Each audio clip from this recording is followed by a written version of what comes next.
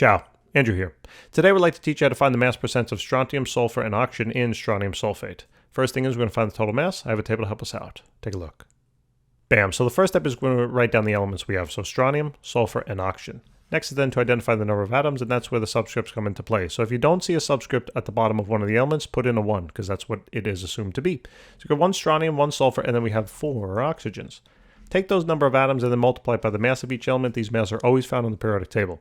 So strontium's mass is 87.62, sulfur is going to be 32.07, oxygen is 16. So let's write it on in. So we're at 87.62, sulfur was 32.07, and oxygen was 16.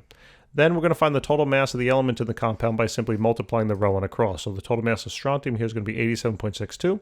Total mass of sulfur there is going to be 32.07. Total mass of then oxygen is going to be the 64. All right. Then to find the total mass of the entire compound, you just literally got to add this column on up. So it's going to be 183.69. And there you have it, right? That's the total mass of the compound. That's what we needed first. Now with that in hand, I'm going to add a column to the table to help find those percents. Take a look. Bam. So to find the mass percent of strontium, take the total mass of the strontium, the 87.62 units of mass, divided by the total mass of the compound. That's why we had to do that first. So 83.69 times that by 100, and you're going to get your percent of strontium. So that's going to be 47.70%. Now we're going to do the same process for sulfur. Take the total mass of the sulfur, 32.07, divided then by the total mass of the compound, 183.69. Multiply that by 100. That's a simple percent, part over whole times 100, all right?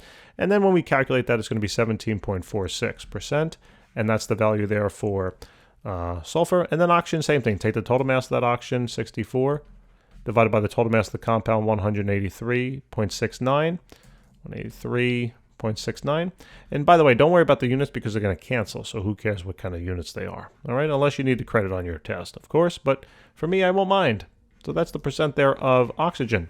And then all you're going to do is simply double check it, and it should add up to be 100%, all right? And who wouldn't be happier than you to get this on your next test? And by the way, we got a whole channel and building a website for you to help you do that. Check it out.